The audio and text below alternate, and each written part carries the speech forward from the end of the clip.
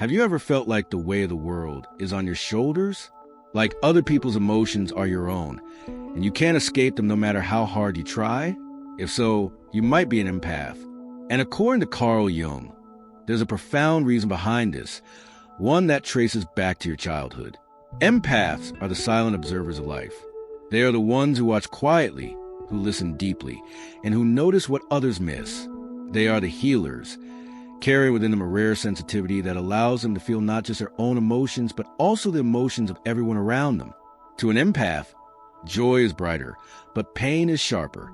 They absorb not only the happiness in a room, but also its sorrow, its unspoken wounds, and its hidden struggles. And while this sensitivity is truly a gift, an ability that makes them compassionate, understanding, and profoundly human, is also a heavy burden to carry. Carl Jung once suggested that many empaths are, in fact, children who were never allowed to be selfish. At first, this may sound unusual, but the meaning is profound. It doesn't mean these children were spoiled or selfish in a negative sense. Instead, it means that their natural needs and desires, the simple right to say, "I need this," or "I feel this," were often overlooked, dismissed, or even punished. To survive, they learned to silence their own voice and tune into the voices of others.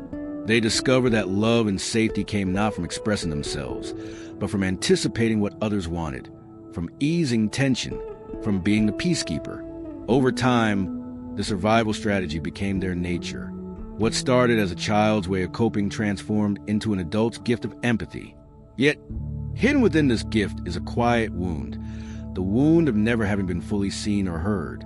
This is why, for many empaths, life can feel heavy, as if they are carrying not just their own emotions, but the weight of the world. The picture becomes clearer when you imagine this child in detail.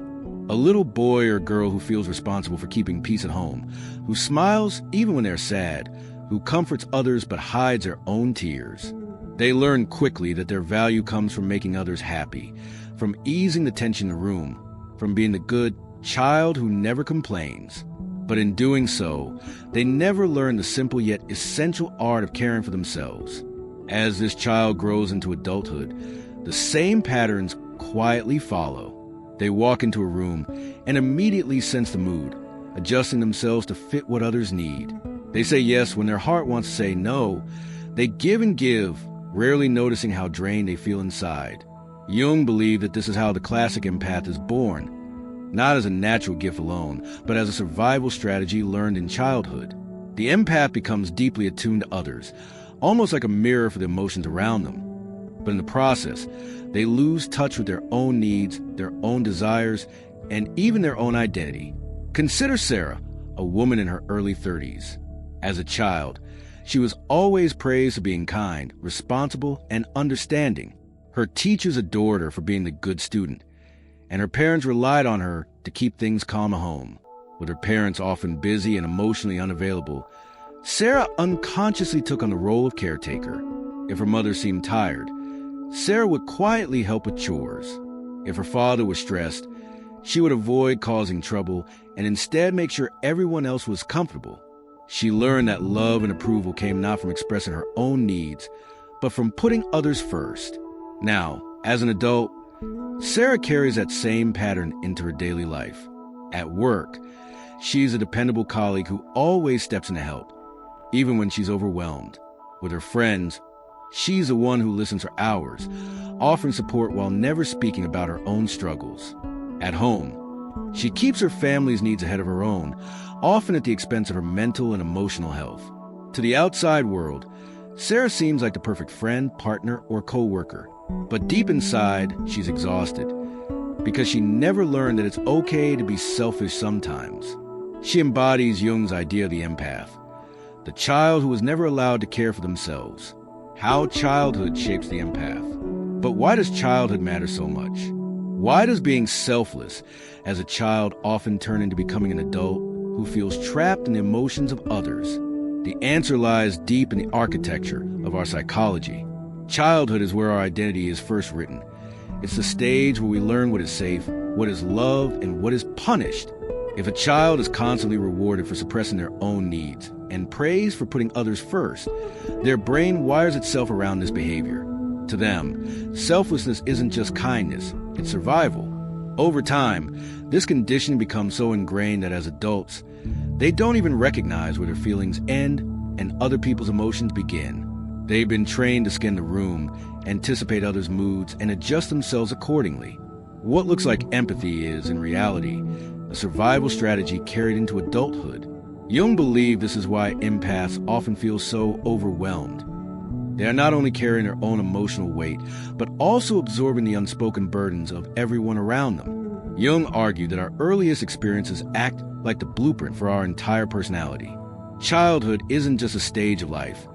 It's the foundation where the patterns of our thoughts, emotions, and behaviors are laid down. When a child is consistently told to prioritize others, to silence their own desires, or to ignore their feelings, something profound happens within them. A part of their true self, the part that naturally longs to express, to explore, to be heard, is forced into hiding. They quickly learn that showing their real emotions may lead to rejection, criticism, or even punishment. So instead, they adapt. They become experts at reading the room, sensing the unspoken needs of parents, siblings, or teachers. They sharpen this ability because it feels safer than voicing their own truth. Over time, their entire identity begins to orbit around the happiness and comfort of others.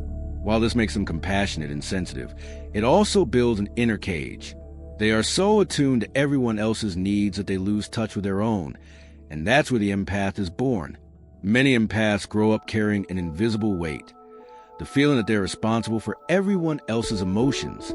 If a sibling is sad, the empathic child doesn't just notice it, they feel it, as though the sadness has seeped into their own heart.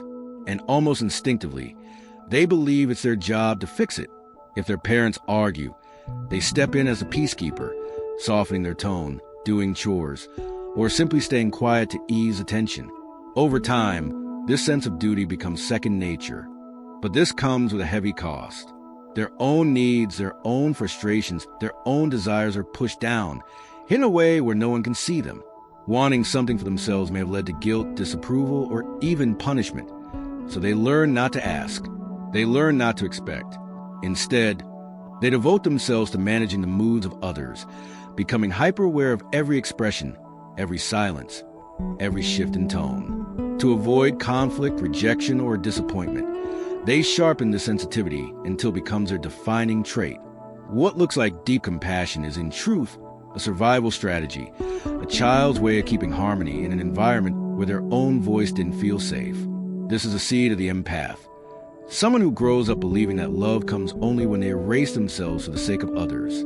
As adults, these patterns show up in subtle but powerful ways. Empaths often feel drained after social interactions, have difficulty saying no, always put others' needs above their own, and struggle to identify their own emotions separate from others. Michael, a man in his late 20s, often feels exhausted after work, but not because of the work itself. His job isn't physically demanding, and his tasks are manageable. What drains him is something deeper, the invisible emotional weight he carries every day. Surrounded by co-workers who vent their frustrations, complain about deadlines, or share personal struggles, Michael unconsciously absorbs it all. By the end of the day, it feels as though he's lived not only his own life, but everyone else's too. When he comes home, instead of resting, he slips into another role, the fixer, the caretaker. If a family member seems upset, Michael puts on a smile and tries to lift their spirits. If his partner feels stressed, he sets aside his own fatigue to make them feel better. On the surface, he looks like the perfect friend, partner, and colleague. Always ready to help, always dependable, always caring. But deep inside, Michael feels invisible even to himself. He never learned that it's okay to say, "I'm tired."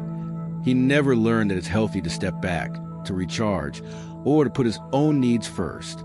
For him, selfishness was never allowed, not as a child and not now as an adult, and that is why he struggles. Michael's life perfectly illustrates Jung's insight. The empath is not just a kind soul, but often a child who grew up believing their needs didn't matter. Jung said that the empath is just a child who was never allowed to be selfish. This isn't a criticism, it's an insight. The empath's gift of feeling deeply comes from a survival mechanism, a child who learned that their needs were secondary. Understanding this is a first step toward healing the empath within. So, how does an empath learn to reclaim themselves without losing their gift? The key is reconnecting with the inner child and learning to embrace healthy selfishness. First, understand that your patterns have roots in your early experiences. Take a moment to reflect on your childhood, on the times when your needs were ignored or when you always had to put others first. Awareness is a first step toward transformation. Next, set boundaries in your daily life. Saying no doesn't make you selfish. It protects your energy. Start small, like declining a request or limiting how much emotional energy you give to others. Over time, this will teach your inner self that it's safe to prioritize your own needs. It's also crucial to practice self-care without guilt. Things like meditation, journaling, or simply resting aren't indulgent. They're necessary. Embracing these habits allows you to reconnect with your true self, just as Carl Jung described the process of individuation. Finally, channel your gift of empathy in ways that don't drain you. Help others with clear boundaries. Pursue creative passions, or mentor in ways that respect your own energy. Being an empath is a strength, and with balance, it becomes empowering rather than exhausting. Remember, your empathy is not a burden, it's a gift. By understanding its roots and learning to care for yourself, you can feel deeply, love freely, and protect your heart at the same time. Take a moment today to acknowledge your own needs and ask yourself, what do I truly deserve that I've been denying? Healing begins with awareness, and awareness is the first step toward freedom.